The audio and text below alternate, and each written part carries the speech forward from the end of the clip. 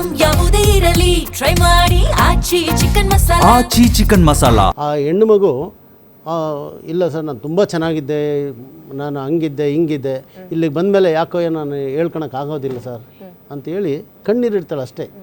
ಅದರ ಮುಂದೆ ನಾವು ಯಾವ ರೀತಿ ಅದನ್ನು ಪರಿಜ್ಞಾನ, ಯಾಕೆಂದರೆ ಆ ಯಾವುದೇ ಒಂದು ಹೆಣ್ಣುಮಗು ಹಿಂದೂ ಸಂಸ್ಕೃತಿಯಲ್ಲಿ ಸಂಸ್ಕಾರದಲ್ಲಿ ಬೆಳೆದಂಥ ಹೆಣ್ಮಗು ತಂದೆ ಒಬ್ಬರಿರ್ತಾರೆ, ತಾಯಿ ಒಬ್ಬರಿರ್ತಾರೆ. ಅಲ್ಲ, ನಮ್ಮಲ್ಲಿರುವಂತಹ ಫ್ರೀಡಮ್ ಮತ್ತೊಂದು ಧರ್ಮಕ್ಕೆ ಹೋಗಿ ನಾವು ಅಡ್ಜಸ್ಟ್ ಆಗಕ್ಕೆ ತುಂಬಾ ಕಷ್ಟ ಆಗುತ್ತೆ. ಅಲ್ಲ, ಅದನ್ನೇ ನಾನು ಇದು ಪ್ರಾಕ್ಟಿಕಲ್ ಆಗಿ ನೀವು ಹಂಗೆ ನೋಡ್ತೀರಾ ಸರ್, ಅಥವಾ ಹಿಂದೂ ಮತ್ತು ಮುಸ್ಲಿಂ ಅಂತ ಬಂದಾಗ ಮಾತ್ರನಾ? ಇಲ್ಲ, ನಾನು ಯಾವುದೇ ಧರ್ಮದಲ್ಲಿ ಇದಾದ್ರೂ ಇದು ನೋವೇ. ನಾನೇನು ಪರ್ಟಿಕ್ಯುಲರ್ ಆಗಿ ನಾನು ಒಬ್ಬರಿಗೆ ಹೇಳ್ತಾ ಇಲ್ಲ. ಆಮೇಲೆ ನಮ್ಮಲ್ಲಿ ಅಂತರ್ಜಾತಿ ಅಂತ ಬಂದಾಗಲೂ ಆ ಸಮಸ್ಯೆಗಳನ್ನ ಕೇಳ್ಪಟ್ಟಿದೀವಿ ನಾವು. ಈಗ ಎಕ್ಸಾಂಪಲ್, ನಾನ್ ವೆಜ್ ತಿಂದಲೇ ಇರುವ ಹುಡುಗಿ ತಿನ್ನುವಂತಹ ಅಥವಾ ನಾನ್ ವೆಜ್ ಮಾಡುವಂತಹ ಮನೆಗೆ ಹೋಗಿ ಹೊಂದ್ಕೊಳಕ್ಕೂ ಕಷ್ಟ ಆಗಿತ್ತು ಆಕೆಗೆ ಆರಂಭದಲ್ಲಿ. ನಾನು ಹಂಗಂತ ಇದನ್ನ ಟೈಮ್ ಕೊಡ್ತೀನಿ ನಾನು. ಭಾಸ್ಕರ್ ಅವರೇ, ಫಾರೂಕ್ ಅವರೇ, ನಾನು ಬರ್ತೀನಿ, ನಿಮ್ಮನ್ನು ವೆಲ್ಕಮ್ ಮಾಡ್ಕೊಳ್ತೀನಿ. ಒಂದೇ ಸೆಕೆಂಡ್ ಬರ್ತೀನಿ. ನೀವು ಹೇಳಿದ್ರಲ್ಲ ಈ ಮಾಂಸವಾದ ಮತ್ತು ಈ ಅಂತರ್ಜಾತಿ ವಿವಾಹ ಅದಾದಾಗ ಯಾವುದೇ ಹೆಣ್ಣು ಇರಿ ಸರ್, ನಾನು ಹೇಳ್ತೀನಿ ರೀ. ನಾನೊಂದು ಅಲ್ಲ, ನಿಮಗೆ ಉತ್ತರ ಕೊಡ್ತೀನಿ ನಾನು. ಇತ್ತೀಚೆಗೆ 2 ತಿಂಗಳು ಆಗಿಲ್ಲ ಸರ್, ತುಂಬು ಗರ್ಭಿಣಿಯನ್ನ ಅಪ್ಪ ಹೊಟ್ಟೆ ಸೀಳ್ತಾನೆ, ಸಾಯಿಸ್ತಾನೆ. ಅಂತರ್ಜಾತಿ ವಿವಾಹಕ್ಕೆ ಸರ್, ಅಂತರ್ಧರ್ಮ ಅಲ್ಲ. ಇದನ್ನ ಹೆಂಗ್ ಅಂದ್ರೆ ನಮ್ಮನೆನ ನಾವು ಮೊದಲು ಸರಿ ಮಾಡ್ಕೋಬೇಕಂತ ನಾನು ಹೇಳ್ತಾ ಇರೋದು. ಇಲ್ಲ ಅನ್ನೋದು ತಪ್ಪು. ಅಂತರ್ಜಾತಿ ವಿವಾಹಗಳು ತುಂಬಾ ಆಗ್ತಾ ಇದಾವೆ, ನೋವು ಪಡ್ತಾ ಇರೋರು ತುಂಬಾ ಜನ ಇದ್ದಾರೆ. ಸ್ಪೆಸಿಫಿಕ್ ಆಗಿ ಮಾತಾಡೋಣ. ಇದು ರೇರ್ ಇಂದ ರೇರೆಸ್ಟ್. ನೀವು ಹೇಳ್ತಾ ಇದ್ದೀರಲ್ಲ, 100ಕ್ಕಲ್ಲ 1000ಕ್ಕೆ ಲಕ್ಷಕ್ಕೊಂದು ಕೇಸ್. ಕಾಮನ್ ಆಗಿ ಮಾತಾಡೋಣ ನಾವು. ನೀವು ಹೇಳಿದ್ರಲ್ಲ, ಈಗ ಒಂದು ಈಗ ಒಂದು ಸಸ್ಯಾಹಾರ ಫ್ಯಾಮಿಲಿಯಿಂದ ಒಂದು ಹುಡುಗನ ಮದುವೆ ಆಗ್ತಾಳೆ, ಅವ್ರ ಮನೆಯಲ್ಲಿ ಮಾಂಸಾಹಾರ ಸೇವನೆ ಮಾಡ್ತಾರೆ.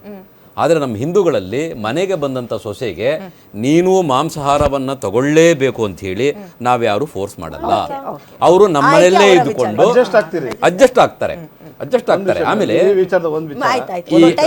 ಈಗ ಆಗ್ಲೇ ಅವ್ರು ಮಾತಾಡ್ಬೇಕಾದ್ರೆ ಕಾನೂನನ್ನ ಬಹಳ ಬಿಗಿ ಮಾಡಬೇಕು ಅಂತ ಹೇಳಿದ್ರು. ಕಾನೂನು ಬಿಗಿಯಾಗೇ ಇದೆ, ಆದರೆ ಅದನ್ನ ಲಾಗು ಮಾಡುವಂತಹ ಅಧಿಕಾರಿಗಳಿದಾರಲ್ಲ, ಅವ್ರು ಅದನ್ನ ಮಾಡಲ್ಲ. ಯಾಕಂದ್ರೆ ರಾಜ್ಯದಲ್ಲಿ ಅಥವಾ ರಾಷ್ಟ್ರದಲ್ಲಿ ಯಾವ ಪೊಲಿಟಿಕಲ್ ಪಾರ್ಟಿ ಅಧಿಕಾರಕ್ಕೆ ಬರ್ತದೆ, ಅವರ ಪೊಲಿಟಿಕಲ್ ಐಡಿಯಾಲಜಿ ಹೇಗಿರುತ್ತೆ ಅದಕ್ಕೆ ತಕ್ಕಂಗೆ ತಾಳ ಹಾಕಂತವ್ರು ಪೊಲೀಸ್ ಇಲಾಖೆಯವರು. ಒಂದು ನಿಮಿಷ, ಈಗ ನಮ್ಮಲ್ಲಿ the Karnataka protection of right to freedom of religion act ಅಂತ ಒಂದಿದೆ. ಅದರಲ್ಲಿ ಸ್ಪಷ್ಟವಾಗಿ ಹೇಳಲಾಗುತ್ತೆ, ಮದುವೆಗೋಸ್ಕರವಾಗಿ ಧರ್ಮಾಂತರ ಅಥವಾ ಮತಾಂತರ ಆದರೆ ಅದು ತಪ್ಪು ಅಂತ ಹೇಳಿ. ಆಮೇಲೆ ಆ ಕಾನೂನಲ್ಲೇ ಒಂದು ಸಬ್ ಕ್ಲಾಸಲ್ಲಿ ಒಂದು ಬೆನಿಫಿಟ್ ಇದೆ. ಹುಡುಗ ಅಥವಾ ಹುಡುಗಿ ಬೇರೆ ಧರ್ಮದವರನ್ನು ಮದುವೆ ಆದಮೇಲೆ ಅವ್ರಿಗೇನಾದರೆ ಮತಾಂತರ ಆಗೋದಕ್ಕೆ ಯಾರಾದರೆ ಫೋರ್ಸ್ ಮಾಡಿದರೆ ಅವರು ಡಿಸ್ಟ್ರಿಕ್ಟ್ ಮ್ಯಾಜಿಸ್ಟ್ರೇಟ್ ಮುಂದೆ ಅಥವಾ ಲೋಕಲ್ ಪೊಲೀಸ್ ಸ್ಟೇಷನ್ ಮುಂದೆ ಅವರು ಕಂಪ್ಲೇಂಟನ್ನು ಕೊಡಬಹುದು. ನಾನು ಮುಸ್ಲಿಮನ್ನು ಮದುವೆ ಆಗಿದ್ದೀನಿ ಅಥವಾ ನಾನು ಕ್ರಿಶ್ಚಿಯನನ್ನು ಮದುವೆ ಆಗಿದ್ದೀನಿ, ನಾನು ಹಿಂದೂ ಧರ್ಮ ಬಿಟ್ಟು ಹೋಗಲ್ಲ, ಜೈನ ಧರ್ಮ ಬಿಟ್ಟು ಹೋಗಲ್ಲ, ನನಗೆ ಈ ರೀತಿ ಫೋರ್ಸ್ ಮಾಡ್ತಿದ್ದಾರೆ ಅಂತೇಳಿ ಕಂಪ್ಲೇಂಟನ್ನು ಕೊಟ್ಟರೆ ಅದನ್ನು ವಿಚಾರಣೆ ಮಾಡಿದ್ಮೇಲೆ ಅದಕ್ಕೆ ಮಿನಿಮಮ್ 7 years ಇಂಪ್ರಿಸನ್ಮೆಂಟ್ ಇದೆ. ಕಾನೂನನ್ನ ಮನೆಯಿಂದ ಹೊರಗೆ ಬಂದು ನನಗೆ ಸಮಸ್ಯೆ ಆಗ್ತಾ ಇದೆ ಅಂತ ಹೇಳುವ ಫ್ರೀಡಮ್ ಹೆಣ್ಮಕ್ಳಿಗೆ ಸಿಗುತ್ತೆ ಅಂತ ಅನ್ಕೊಂಡಿದ್ದೀರಾ? ಯಾಕಿಲ್ಲಮ್ಮ, ಯಾಕಿಲ್ಲ ನೋಡಿ. ಒಂದ್ ನಿಮಿಷ, ಹೆಣ್ಣುಮಕ್ಕಳೀಗ ಒಂದ್ ನಿಮಿಷ ಇರಿ, ಹೆಣ್ಣುಮಕ್ಕಳೀಗ ಲೋಕೋ ಪೈಲಟ್ಗಳಾಗಿದ್ದಾರೆ, ಪ್ಲೇನ್ ಅನ್ನ ನಡೆಸಂತ ಪೈಲಟ್ಗಳಾಗಿದ್ದಾರೆ, ರಾಷ್ಟ್ರಪತಿಗಳಾಗಿದ್ದಾರೆ, ಎಲ್ಲದರಲ್ಲೂ ಮುಂದಿದ್ದಾರೆ. ಎಲ್ಲಾ ಧರ್ಮದವರನ್ನು ಅವ್ರಿಗೆ ಕಂಪ್ಲೇಂಟ್ ಕೊಡೋದಕ್ಕೆ ಅಧಿಕಾರನೂ ಇದೆ, ಅವಕಾಶನೂ ಇದೆ. ಯಾರು ಅವ್ರನ್ನ ತಡೆದಿಲ್ಲ. ಇದು ಒಂದೇ ಒಂದು ಸೇರಿಸ್ಬಿಡ್ತೀನಿ, ಈ ಆಂಟಿ ಕನ್ವರ್ಷನ್ ಲಾ ಇದೆಯಲ್ಲ ಮತ್ತು ಈ ಸಬ್ ರಿಜಿಸ್ಟರ್ ಆಫೀಸ್ಗಳಿಗೆ ಅವಿನಾಭಾವ ಸಂಬಂಧ ಇದೆ. ನೀವು ನೋಟಿಸ್ ಬೋರ್ಡಲ್ಲಿ ಹಾಕೋದಕ್ಕೆ ಬದಲು ಹುಡುಗನ ತಂದೆ ತಾಯಿ, ಹುಡುಗಿ ತಂದೆ ತಾಯಿಗೆ ನೀವು ನೋಟಿಸನ್ನು ಕೊಟ್ಬಿಟ್ರೆ ಈ ಲವ್ ಜಿಹಾದ್ ಅನ್ನೋದೇ ಇರೋದಿಲ್ಲ. ಆ ಫ್ಯಾಮಿಲಿಯವರು ಈ ಫ್ಯಾಮಿಲಿಯವರು ಕೂತು ಮಾತಾಡ್ತಾರೆ, ಪರಸ್ಪರ ಒಪ್ಪಿಗೆ ಆದ್ರೆ ಮದುವೆ ಆಗ್ತಾರೆ, ಇಲ್ಲದಿದ್ರೆ ರಿಜಿಸ್ಟರ್ ಮ್ಯಾರೇಜ್ ಆಗ್ತಾರೆ. ಅದು ಹುಡುಗ ಮತ್ತು ಹುಡುಗಿಗೆ ಅದು ಅವರ ಜವಾಬ್ದಾರಿ. ಮುಂದಕ್ಕೆ ಹುಡುಗಿ ಏನಾರೆ ಕೊಲೆ ಆದ್ರೆ ಅದು ಅವಳ ಹಣೆ ಬರ. ಒಳ್ಳೆ ಮಾತನ್ನ ಹೇಳಿ ಕೇಳದಿದ್ರೆ ಏನು ಮಾಡಕ್ಕೆ. ಫಾರೂಕ್ ಅವರೇ, ಕಾರ್ಯಕ್ರಮಕ್ಕೆ ಸ್ವಾಗತ ನಿಮ್ಗೆ. ಈಗ ನಾನು ಆರಂಭದಲ್ಲಿ ಒಂದು ಹೇಳಿದೆ, ನಮ್ಮನೆ ಲಕ್ಷ್ಮಿ ಜೋಸೆಫನ್ ಮದುವೆ ಆದ್ರೆ ಸೌಂಡ್ ಆಗಲ್ಲ, ಆದ್ರೆ ಸಿದ್ದಿಕನ್ನ ಅಥವಾ ಮೊಹಮ್ಮದನ್ ಮದುವೆ ಆದ್ರೆ ಯಾಕೆ ಸೌಂಡ್ ಆಗುತ್ತೆ ಅಂತ. ಏನಿದು ಲವ್ ಜಿಹಾದ್ ಅಂತ ಪ್ರಾಬ್ಲಮ್ ಇದೆಯಾ ಧರ್ಮದಲ್ಲಿ? ಒಂದ್ ಸಿಂಪಲ್ ಆಗಿ ಹೇಳ್ತಾ ಇದೀನಿ ನೋಡಿ ಮೇಡಮ್, ಅವಾಗಿಂದ ನಾನು ಕೇಳ್ಕೊಂಡೇ ಬರ್ತಾ ಇದ್ದೀನಿ. ನಮ್ ಪೊಲೀಸ್ ಅಧಿಕಾರಿ ಅವರು ಒಂದು ಮಾತನ್ನ ಹೇಳಿದ್ರು, ನಿಮ್ ಭಾಸ್ಕರ್ ಅವ್ರು ಹೇಳಿದ್ರು, ಪ್ರತಿಯೊಬ್ರು ಹೇಳಿದ್ರು. ಅವ್ರವ್ರ ಮನ್ಸಿಗೆ ಏನ್ ಅನ್ಸ್ತೋ ಅದನ್ನ ಮಾತ್ರ ಹೇಳಿದಾರೆ ಹೊರತು ಸರಿಯಾದ ಉತ್ತರ ಯಾರು ಕೊಡ್ಲಿಲ್ಲ.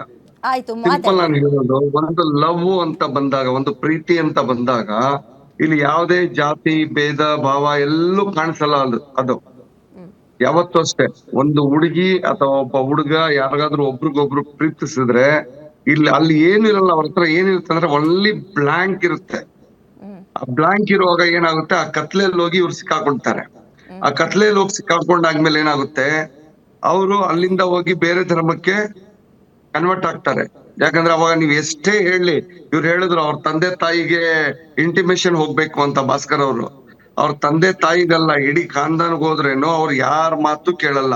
ಅವ್ರಿಗೆ ಏನ್ ಮನ್ಸಿಗೆ ಇಡ್ಸುತ್ತೆ ಅದನ್ನೇ ಮಾಡ್ತಾರ ಹೊರತು ಬೇರೆ ಏನು ಮಾಡಲ್ಲ. ಅವಾಗ ಏನಾಗುತ್ತೆ, ಇವರು ಕನ್ವರ್ಟ್ ಆಗ್ತಾರೆ. ಕನ್ವರ್ಟ್ ಹೋದಾಗ ನೀವ್ ಹೇಳಿದ್ರಲ್ಲ, ಈ ಮನೇಲಿ ಇರುವಂತ ಸಂಸ್ಕೃತಿ ಬೇರೆ ಇರುತ್ತೆ, ಆ ಮನೇಲಿ ಇರುವಂತ ಸಂಸ್ಕೃತಿ ಬೇರೆ ಇರುತ್ತೆ. ಆ ಎರಡು ಸಂಸ್ಕೃತಿನೂ ಅಡ್ಜಸ್ಟ್ಮೆಂಟ್ ಆಗದೆ ಇರುವಾಗ, ಮತ್ತೆ ಯಾವುದೇ ಧರ್ಮದಲ್ಲಿ ಇರ್ಲಿ, ಅದೇ ಧರ್ಮದಲ್ಲಿ ಅಲ್ಲೇ ಮದುವೆ ಆಗಿದ್ರೇನು ಆ ಅತ್ತೆ ಸೊಸೆಯಲ್ಲಿರುವಂತ ಸಂಬಂಧಗಳು ಮತ್ತೆ ಮನೇಲಿರುವಂತ ಬೇರೆಯವ್ರ ರಿಲೇಶನ್ಶಿಪ್ ಇರುತ್ತಲ್ವಾ, ಅದು ಒಂದಲ್ಲಿ ಒಂದು ಹೊಂದಾಣಿಕೆ ಇರಲ್ಲ, ಬಹಳ ಕಮ್ಮಿ ಇರೋದು. ಅದರಿಂದ ಏನಾಗುತ್ತೆ, ಕೆಲವು ವಿಚಾರಗಳು ಸಣ್ಣ ಸಣ್ಣದಿಂದ ದೊಡ್ಡದಾಗಿ ಆಗುತ್ತೆ. ಅವಾಗ ಏನಾಗುತ್ತೆ, ಇಂಥ ವಿಚಾರಗಳು ಬಂದಾಗ ಏನಾಗುತ್ತೆ, ಅವಾಗ ಲವ್ ಜಿಹಾದ್ ಅದು ಇದು ಅಂತ ಹೇಳ್ಬಿಟ್ಟು ಅದಕ್ಕೊಂದು ಹೆಸರು ಕಟ್ತಾರೆ. ನಾನ್ ಸಿಂಪಲ್ ಆಗಿ ಹೇಳ್ತಾ ಇರೋದು, ಯಾವುದೇ ಹುಡುಗ ಇರ್ಲಿ ಹುಡುಗಿ ಇರ್ಲಿ, ಇವತ್ತು ಏನಾಗಿದೆ, ಕಾನೂನು ಮುಂಚೆ ಏನಿತ್ತು 18+ ಹುಡುಗ ಇದ್ದಾಗ ಮದುವೆ ಆಗ್ಬೇಕಾಯ್ತು. ಫಾರೂಕ್ ಅವರೇ, ಸಾರಿ ಫಾರ್ ದ ಇಂಟರಪ್ಟ್. ಏನಂದ್ರೆ ಧರ್ಮದಲ್ಲಿ ಪ್ರಾಬ್ಲಮ್ ಇದೆ ಅಂತ ಖಂಡಿತವಾಗ್ಲೂ ನಾನು ಹೇಳ್ತಾ ಇಲ್ಲ, ಆದ್ರೆ ಧರ್ಮದಲ್ಲಿರುವ ಕೆಲ ಮೂಲಭೂತವಾದಿಗಳಿಂದ ಈ ಸಮಸ್ಯೆ ಆಗ್ತಾ ಇದೆಯಾ, ಈ ಪ್ರಶ್ನೆ ಕೇಳ್ತೀನಿ. ಯಾಕೆ ಅಂದ್ರೆ ಇಷ್ಟು ದಿನ ಹಿಂದೂ ಹುಡುಗಿ ಮುಸ್ಲಿಂ ಹುಡುಗ ಅಂದಾಗ ಲವ್ ಜಿಹಾದ್ ಅಂತ ಇದ್ವಿ. ಮೊನ್ನೆನ ಬಂದಿರೋದು ಹುಬ್ಳಿಯಲ್ಲಿ ಅನ್ಕೊಳ್ತೀನಿ, ಎಸ್ ಹುಬ್ಳಿಯಲ್ಲಿ ಆ ಕೇಸ್ ಆಗಿರೋದು, ಯಲ್ಲಾಪುರನ. ಒಂದ್ ಸೆಕೆಂಡ್, ಹುಡುಗಿ ಮುಸ್ಲಿಂ ಧರ್ಮದವಳು, ಹುಡುಗ ಹಿಂದೂ ಧರ್ಮದವನು. ಹುಡುಗಿ ಕೇಳ್ತಾಳೆ ನನ್ನ ಧರ್ಮದ ಪ್ರಕಾರವೇ ಮದುವೆ ಆಗೋಣ, ಹುಡುಗ ಒಪ್ಕೆ ಅಂತ ಒಪ್ಕೊಳ್ತಾನೆ. ಮದುವೆ ಆಗಿ 6 ತಿಂಗಳಾಗಿಲ್ಲ, ನಮ್ಮ ಮನೆಯವ್ರು ಹಿಂಸೆ ಮಾಡ್ತಾ ಇದ್ದಾರೆ, ನೀನು ನನ್ನ ಧರ್ಮಕ್ಕೆ ಕನ್ವರ್ಟ್ ಆಗಬೇಕು, ಇಲ್ಲ ಅಂದರೆ ನಿನ್ನ ಮೇಲೆ ಇಂತಿಂಥ ಕೇಸ್ ಹಾಕ್ತೀನಿ ಅಂತ ಹೆಣ್ಮಗಳು ಹೆದರಿಸ್ತಾಳೆ. ನಾನು ನೊಂದು ಹೋಗ್ಬಿಟ್ಟಿದ್ದೀನಿ ಅಂತ ಸ್ಟೇಷನ್ ಮೆಟ್ಟಿಲೇ ಇರ್ತಾನೆ ಹುಡುಗ. ಸೊ ಮೂಲಭೂತವಾದಿಗಳ ಸಮಸ್ಯೆ ಇದೆ ನಿಮ್ಮ ಧರ್ಮದಲ್ಲಿ ಕೆಲವರಿಂದ ಅಂತ ಅಂತೀರಾ, ನೀವು ಒಪ್ಕೊಳ್ತೀರಾ ಇದನ್ನ? ಮೇಡಮ್, ನಾನು ಸಿಂಪಲ್ ಆಗಿ ಹೇಳ್ತಾ ಇದ್ದೀನಲ್ಲ, ಕೆಲವರು ಪ್ರತಿ ಒಂದು ಧರ್ಮದಲ್ಲೂ ಇದೆ. ನನ್ನ ಧರ್ಮದಲ್ಲೇ ಅಂತಲ್ಲ ಹೇಳ್ತಾ ಇಲ್ಲ, ನಾನು ಮುಸಲ್ಮಾನರ ಧರ್ಮದಲ್ಲೇ ಅಂತಲ್ಲ. ನೀವು ಅದನ್ನ ನಾನು ಅವಾಗ್ಲೇ ಬಿಡಿಸಿ ಹೇಳ್ತಾ ಇದ್ದೀನಿ, ನೀವು ಯಾಕೆ ಅರ್ಥ ಮಾಡ್ಕೊಂತಾ ಇಲ್ಲ. ನಾನು ಹೇಳ್ತಾ ಇರೋದೇನಂದ್ರೆ, ಈ ಮೇನ್ ಏನ್ ಗೊತ್ತಾ, ಪ್ರಾಬ್ಲಮ್ ಬರೋದೇ ಇಲ್ಲಿ. ಏನಾಗುತ್ತೆ, ನಾವು ಹುಟ್ಟಿದಾಗಿಂದ ಬೆಳೆಯೋವರೆಗೂ ಏನು 18ರಿಂದ 20-22 ವಯಸ್ಸವರೆಗೂ ಬರ್ತೀವಲ್ಲ, ಅಲ್ಲಿ ನಾವು ಬೇರೆನೆ ರೀತಿ ನಾವು ಜೀವನನ ನಡೆಸಿರ್ತೀವಿ. ಅದಾದ್ಮೇಲೆ ಬೇರೆ ಜೀವನ ನಡೆಸಕ್ ಹೋದಾಗ ಏನಾಗುತ್ತೆ, ಹೊಂದಾಣಿಕೆಗಳು ಸೇರಲ್ಲ. ಆ ಹೊಂದಾಣಿಕೆಗಳು ಸೇರದೆ ಇರುವಾಗ ಮತ್ತೆ ಅದರಲ್ಲಿ ಕ್ಯಾಶ್ ಬೇರೆ ಚೇಂಜ್ ಇರುತ್ತೆ ಅಥವಾ ಧರ್ಮ ಚೇಂಜ್ ಆಗಿರುತ್ತೆ, ಅವಾಗ ಇದ್ದಿದ್ದು ತೊಂದರೆಗಳು ಜಾಸ್ತಿ ಸ್ಟಾರ್ಟ್ ಆಗುತ್ತೆ. ಅಲ್ಲಲ್ಲ, ಸಂಸ್ಕೃತಿ ಅಥವಾ ಹೊಸ ಆಚಾರಗಳಿಗೆ ನಾವು ಅಡ್ಜಸ್ಟ್ ಮಾಡ್ಕೊಳಕ್ ಆಗ್ದಲ್ಲ ಇದ್ದಾಗ ಪ್ರಾಬ್ಲಮ್ಗಳು ಶುರು ಆಗುತ್ತೆ. ಬರ್ತೀನಿ ನಾನು ನಿಮ್ಮ ಹತ್ರ ಇರಿ, ಒಂದು ಬ್ರೇಕ್ ತಗೊಳ್ಳೋ ಟೈಮ್ ಆಗಿದೆ. ಬ್ರೇಕ್ ಆದ್ಮೇಲೆ ಚರ್ಚೆನ ಮುಂದುವರ್ಸೋಣ. Take a break. ಬ್ರೇಕ್ ಆದ್ಮೇಲೆ ಲವ್ ಜಿಹಾದ್ ಅನ್ನೋದು ಇದೆಯಾ, ಎಷ್ಟು ಕೇಸ್ಗಳು ದೇಶದಲ್ಲಿ ಇದರಲ್ಲಿ ದಾಖಲಾಗಿದ್ದಾವೆ, ಅಥವಾ ರಾಜಕೀಯದವರು ಕೇವಲ ಬೇಳೆ ಬೇಯಿಸ್ಕೊಳ್ಳೋಕ್ಕೋಸ್ಕರ ಮಾತ್ರ ಇದನ್ನ ಪ್ರಸ್ತಾಪ ಮಾಡ್ತಾ ಇದ್ದಾರೆ?